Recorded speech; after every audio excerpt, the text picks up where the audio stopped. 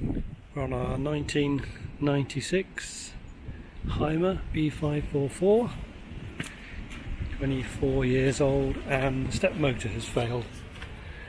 The brushes on it have gone, motor at the top end, so removing it is relatively straightforward.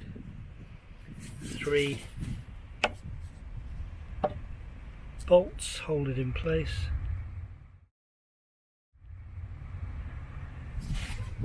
And it's connected here, so it just sits up in that position like that, and the cog meshes in there, as you can see.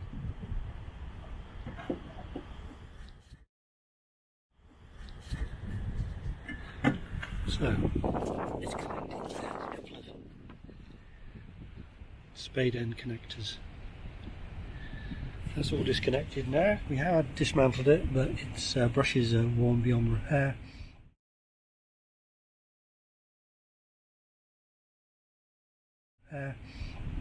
So, what is it? Well, actually, it is the same motor that's used on a four-wheel drive Land Rover, Range Rover Classic.